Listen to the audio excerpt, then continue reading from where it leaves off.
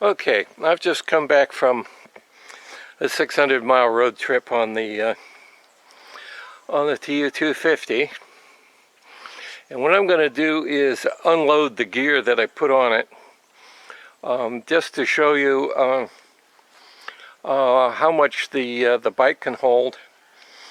And my gear is not particularly good. There are better backpacking oriented things than I have. My sleeping bag's really just a car camping type of down bag. And I don't have a tent on here. What I've got, this blue bag on the back, is a bivouac bag. And the tan cylinder on the left-hand side is a self-inflating bed pad, because I'm an old man and I don't really like camping. In lieu of a tent for this trip, I took a couple of tarps and some parachute cord, one tarp to go on the ground under the bed pad in the bag, and one to use as a lean-to type tent for sun protection or fog or whatever.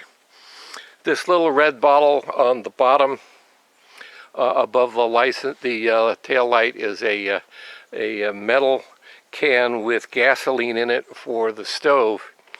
It also doubles as a pint and a half of gasoline, which will take the bike 5 or 10 miles maybe.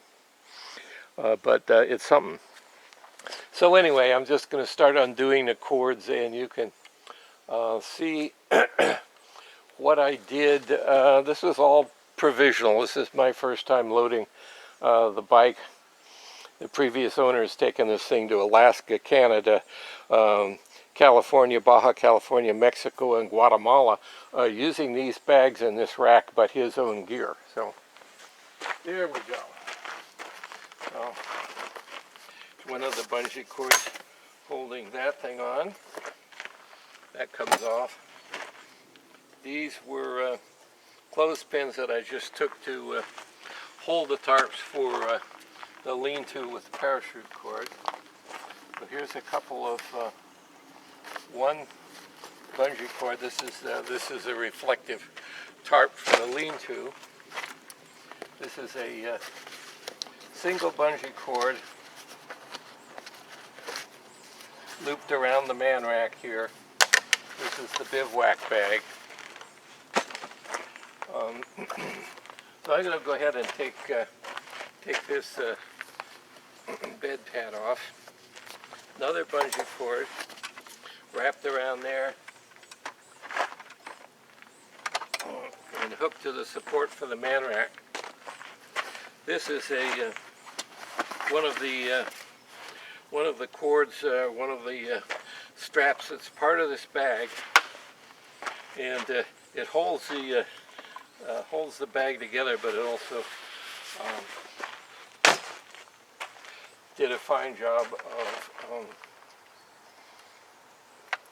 holding on that bed pad. Okay, so let's open this up. 3 straps here, and the rain flap opens up, and under the rain flap I've got my my sun hat stuck in there. When I take the helmet off, I can put that on.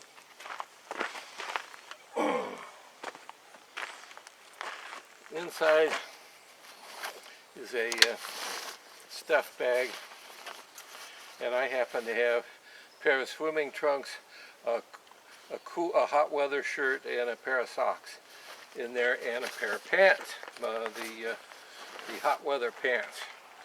So I took one set of hot weather clothes and one set of cold weather clothes, because that was what I had to deal with on this trip. 9,500 degree weather up at Garberville, and 50 degree weather and fog at Fort Bragg and Eureka. So there we go. There's the parachute cord for the lean-to. That was stuck under there. It was just under there, and the rain flap covered it up, and that was that. Okay, so this bag is expandable.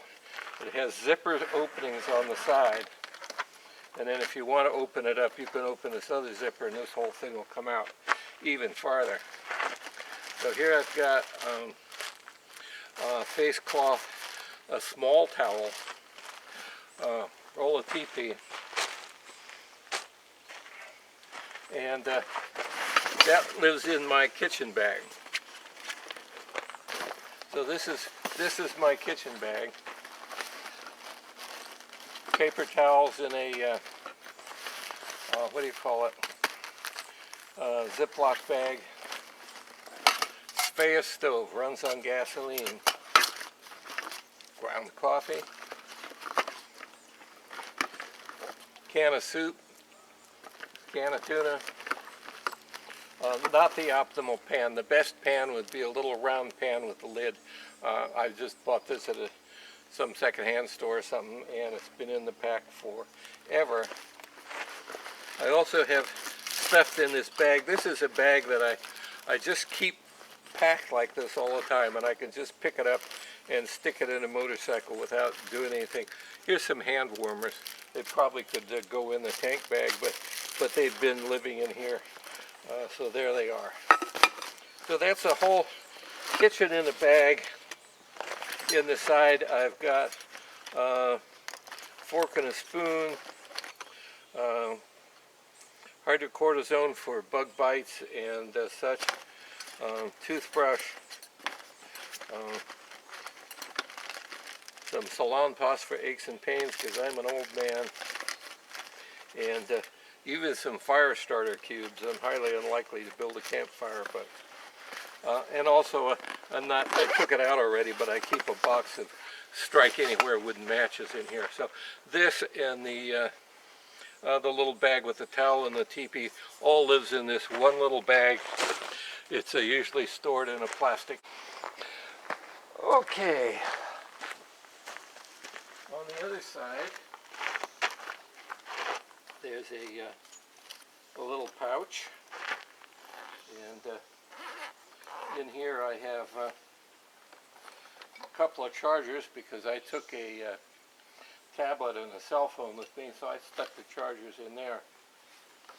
This was an acetone can. This is a pint can, half a quart, and what I've done is put the motor oil that I use in the motorcycle, brand new in this can. Convenient way to carry oil if you need to top it up. This motorcycle doesn't burn any oil, so it's really superfluous, but anyway, there it is. And that's something else in here I won't show you. And in here is another little zipper pouch. I didn't have anything in it, but that's what was in there.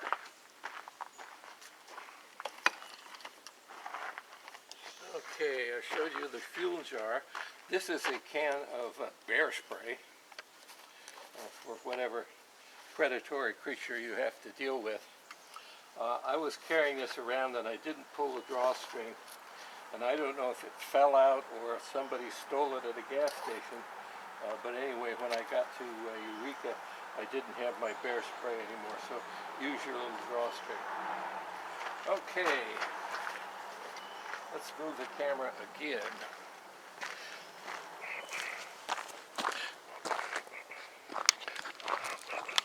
Okay, under the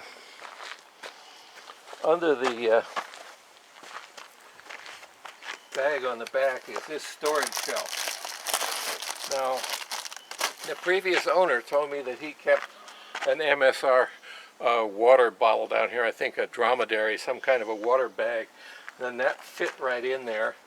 I didn't have that, but this is my my other tarp. This is my ground tarp. That fit right in there. And I took a couple of ground stakes, and I guess I must have lost one out the back. I took a couple of ground stakes to hold the end of my lean-to tarp. This, what do you call it, shelf is open at the back, and I think one of those little ground sticks just went away. Okay, time to move the camera yet again. Okay, so this is a Wolfman tank bag, and I've got it expanded. There's a zipper here that keeps it smaller, but I had it stuffed to the gills, so I had it expanded. And you can see there's a map pocket on the top. You can put whatever you want in there. You could stick a cell phone in there if you wanted. I don't choose to do that. I don't want to heat it. So in here you can have whatever you want, including a lot of extra clothes. You can see there's another pouch here.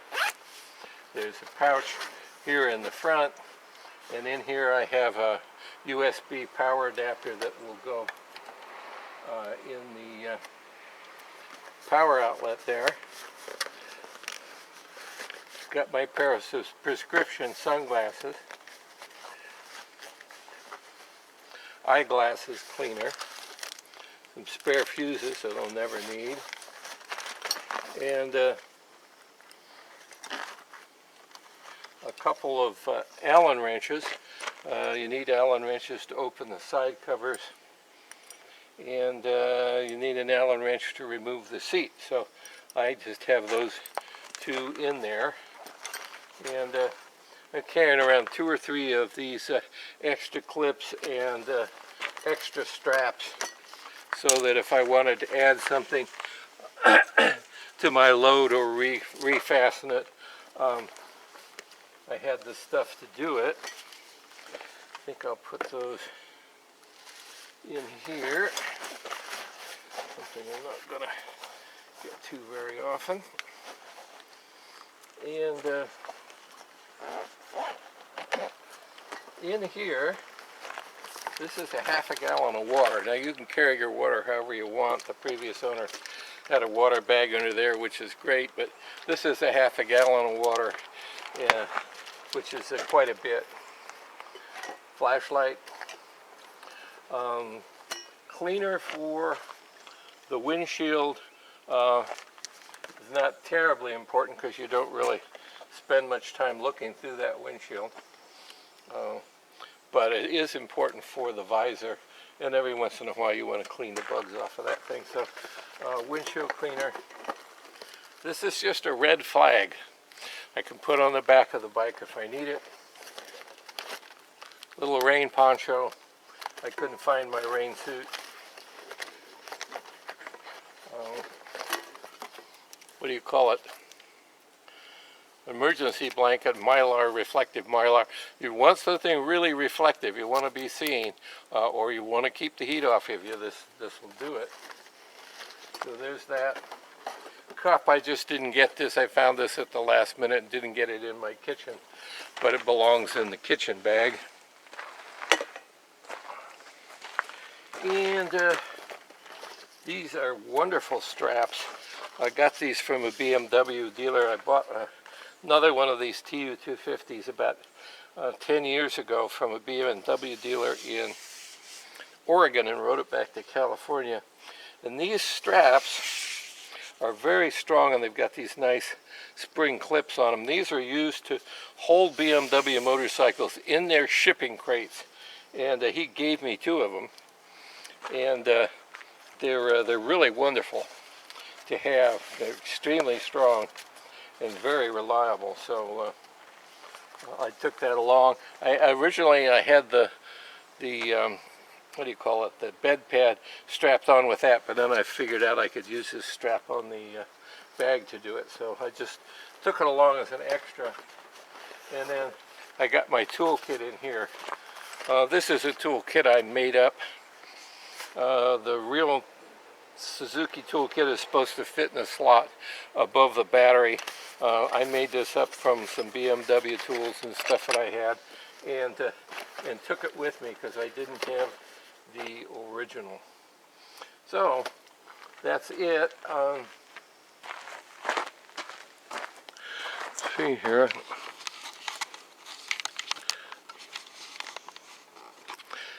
I previously showed you in another video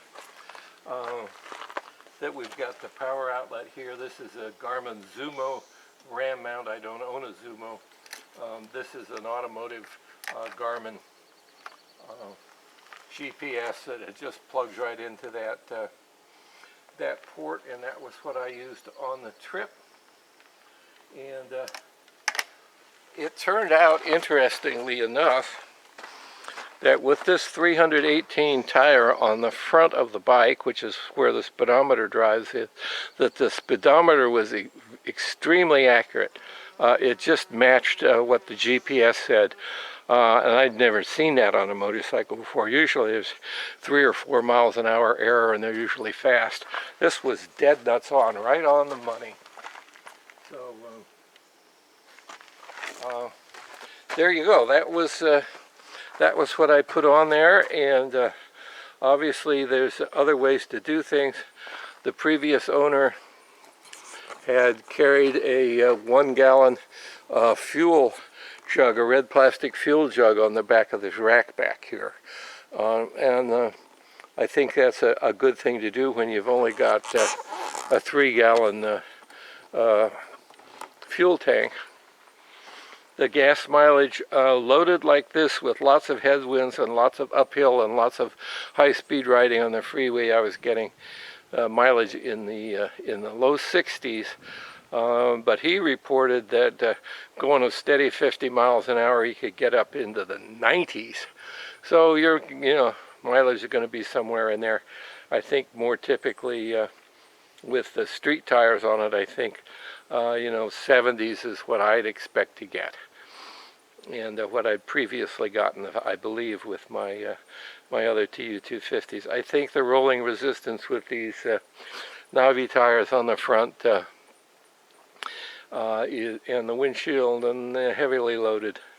And of course I'm 220 pounds, so this thing was loaded with about 300 pounds plus the gasoline's another 18, so we're over 300 pounds load on the bike, and the knobby tires, I think, and the headwinds cut into the gas mileage. But that's what we did. So there's the bike stripped down for kind of daily driver solo riding. I like to have the tank pack because it gives me a handy place to put something all the time. But if you don't want that, you can use the little shelf on the back, bungee cord stuffed to the rack, or put the givey box on it, or take the rack off and put the passenger seat back on it that got all that stuff, so a lot of flexibility.